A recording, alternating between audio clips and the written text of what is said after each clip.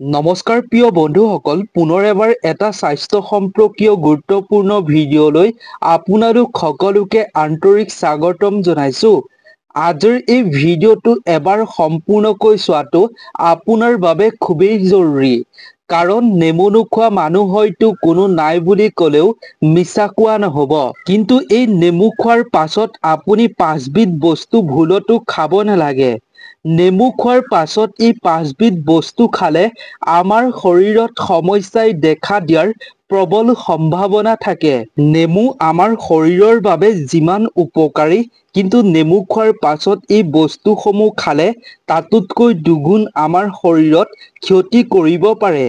নেমুৰ লগত বা নেমু খোৱাৰ পাছত কিছুমান নাখাবলগীয়া বস্তু যদি খায় বা সঠিকভাৱে সঠিক সময়ত যদি আমি নেমু নাখাওঁ, তেন্তে ই আমাক বিপদ মাতি আনিব পাৰে আমাৰ বাবে।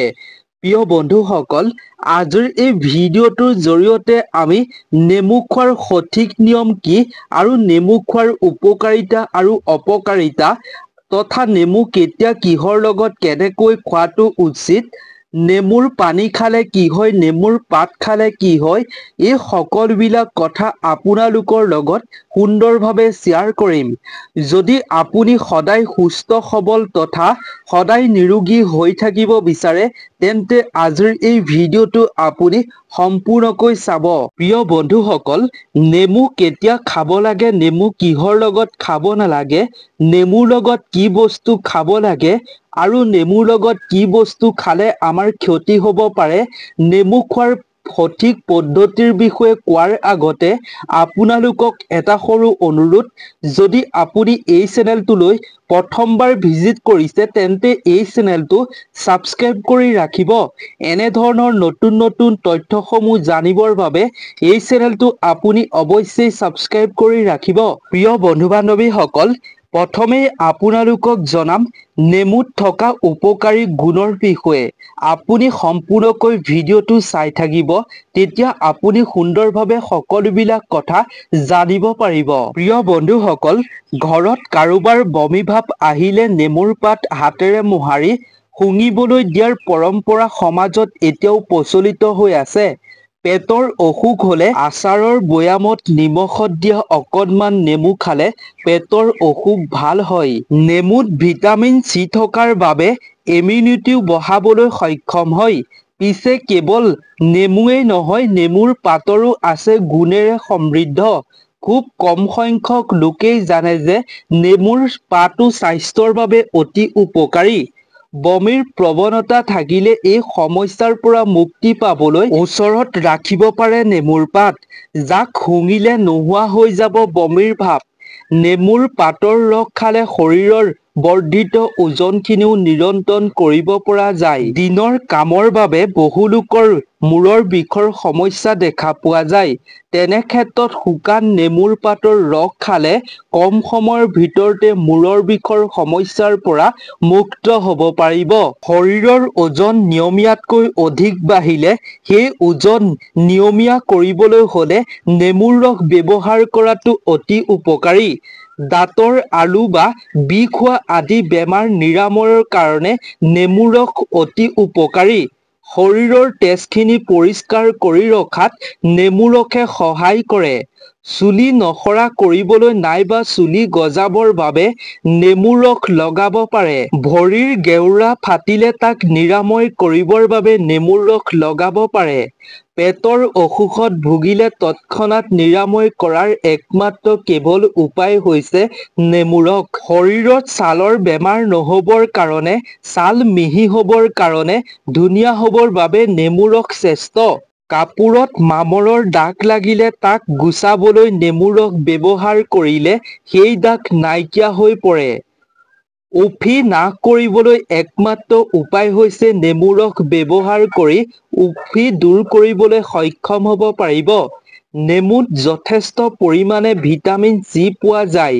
মানুহৰ শৰীৰৰ উপযোগী ভিটামিন এ আৰু B, iron, magnesium, phosphorus, silica আদি বিভিন্ন উপাদান নেমুত পোৱা যায়। পানীলগা অসুখত গোলনেমুৰ ৰস বা তাৰ গুটি পিহি খালে সেই ৰোগৰ পৰা নিৰাময় হয়। মূৰ ঘূৰণি আৰু মূৰৰ বিষ হ'লে নাৰিকল তেলৰ লগত নেমুৰ ৰস মিহলি কৰি মূৰত লগালে সেই ৰোগ উপশম হয়। সৰু ল'ৰা-ছোৱালীৰ কৃমি নাশ কৰিবলৈ হ'লে খালী পেটত গোল নেমুৰ ৰস আৰু তাৰ গুটি পিহি খুৱাব লাগে। তাৰ ফলত কৃমিৰ সমস্যা দূৰ হৈ পৰে। আমি খাদ্য গ্ৰহণ কৰাৰ প্ৰয়োজনীয় পুষ্টি শৰীৰত শোষিত হোৱাত নেমুৰ ৰস আৰু বাকলিৰ যথেষ্ট সহায় কৰে আমাৰ শৰীৰৰ বাবে। জণ্ডিস ৰোগত ভুগি থকা ব্যক্তিৰ শাৰীৰিক দুৰ্বলতা নাশ কৰাৰ বাবে নেমুৰ ৰস পৰম উপকাৰী ফল। জিনৰ দুৰ্বলতাৰ কাৰণে হোৱা শৰীৰৰ সকলো ধৰণৰ ৰোগ নিৰাময় নেমুৰ ৰস অতি উপকাৰী। নেমুত থকা ভিটামিন চিয়ে ৰক্তহীনতাত ভোগা ব্যক্তিসকলৰ দেহত হিমোগ্লবিন বৃদ্ধিত সহায় কৰে। এই ৰোগীয়ে প্ৰতিদিনে আহাৰত নিয়মিতকৈ নেমু ৰস খোৱাটো খুবেই জৰুৰী। নেমু খোৱাটো দৰকাৰ। শৰীৰৰ যিকোনো অংশত ক'লা পৰা দাগ নাইকিয়া কৰিবলৈ হ'লে নেমুৰ ৰসৰ লগত মৌ মিহলি কৰি একেৰাহে এমাহ খালে শৰীৰৰ যি অংশত ক'লা দাগ পৰিছে সেই ক'লা দাগ নাইকিয়া হৈ পৰিব। প্ৰতিদিনে আহাৰত এডোখৰকৈ নেমু খালে শৰীৰৰ দুৰ্বলতা নাশ হয়। একাপ দৈৰ লগত এটা নেমুৰ ৰস মিহলাই মুখমণ্ডলত লেপি দি 30 মিনিট সময় ৰাখিলে মুখৰ সৌন্দৰ্য বৃদ্ধিৰ উপৰিও ছালখন শুকান হোৱাৰ পৰা ৰক্ষা পৰে। নেমুৰ আন এটা উল্লেখযোগ্য ভূমিকা হ'ল গৰমৰ দিনত মানুহৰ দেহৰ পৰা ঘামৰ লগতে অধিক পৰিমাণে খনিজ পদাৰ্থ বাহিৰলৈ ওলাই যায়। তেতিয়া নেমুৰ চৰবতে শৰীৰত হ্ৰাস পোৱা খনিজ পদাৰ্থৰ অভাৱ পূৰণ কৰে। নেমুৰ ৰসৰ লগত চেনি নিমখ মিহলি কৰি খোৱাৰ ফলত মানুহৰ দেহত কেলচিয়াম পটাছিয়াম হ্ৰাস পোৱাত বাধাৰ সৃষ্টি কৰে। বেছিকৈ ঘমা লোকসকলে নেমু চৰবতৰ লগত পদুনা পাতৰ ৰস আৰু অকণমান ক'লা নিমখ মিশ্ৰিত কৰি খালে দেহত শক্তি পায়।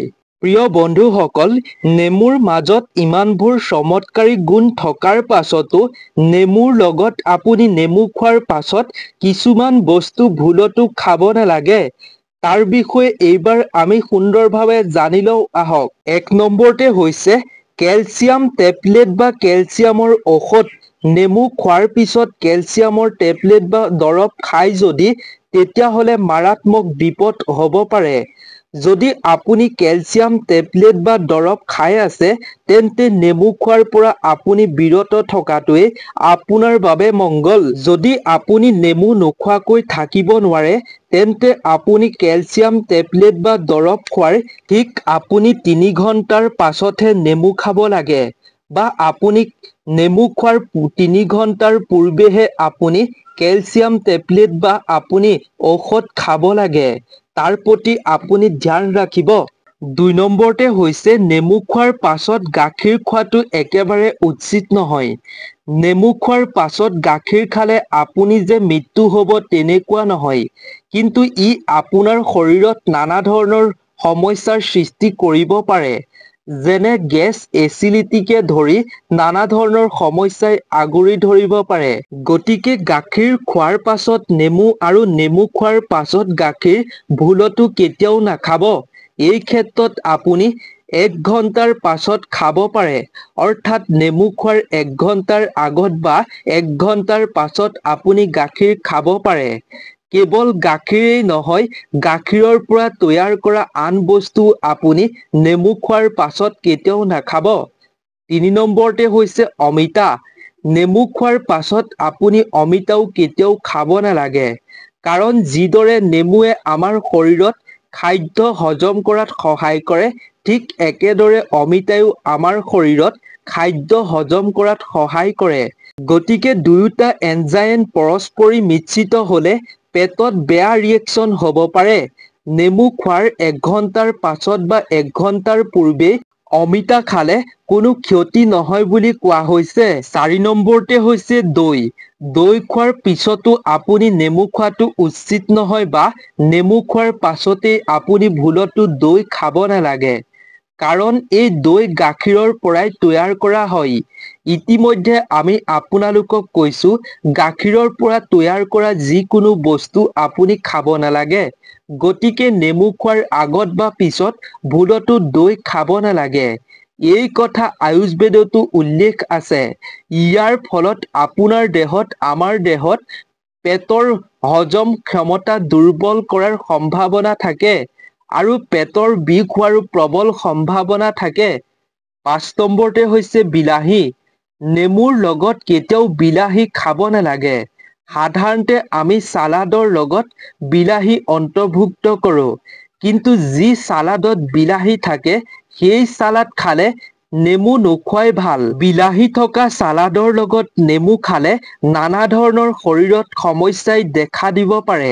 গতিকে আপুনি যদি বিলাহী থকা চালাড খায় তেতিয়াহ'লে নেমু খাব নালাগে, আৰু যদি নেমু খায় তেতিয়াহ'লে বিলাহী দিয়া চালাড আঁতৰ কৰি ৰাখিব লাগে।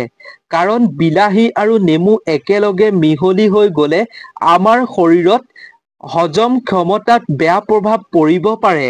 অৱশ্যে দালি তৰকাৰীৰ লগত বিলাহী থাকিলে কোনো অসুবিধা নহয়, কিন্তু কেঁচা বিলাহীৰ লগত নেমু ভুলতো নাখাব, বা নেমু খোৱাৰ পিছতো আপুনি কেঁচা বিলাহী নাখাব। প্ৰিয় বন্ধুসকল, যি 5 বিধ বস্তু নেমু খোৱাৰ পিছত বা আগে পিছে খাব নালাগে, এই 5 বিধ বস্তু আপুনি 1 পৰা 2 ঘণ্টাৰ বা 3 ঘণ্টাৰ পিছত বা আগত খাব পাৰে। আজিৰ এই ভিডিঅ'টো ইমানেই আছিল। আপুনি বাৰু এই কথাখিনি আজিৰ ভিডিঅ'টোত আমি আপোনাৰ উপকাৰৰ বাবে যিখিনি কথা ক'লো সেইখিনি কথা বাৰু আপুনি আগতে জানিছিলেনে? নিশ্চয় আপুনি কমেণ্ট ছেকশ্যনত জনাব।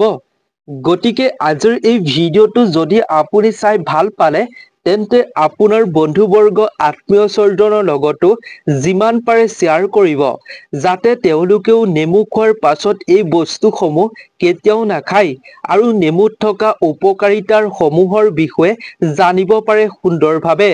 গতিকে নতুন এটা গুৰুত্বপূৰ্ণ ভিডিঅ'ৰ লগত আপোনালোক সকলোকে লগ পাম। আজিৰ ভিডিঅ'টোৰ পৰা বিদায় লৈছো। ধন্যবাদ।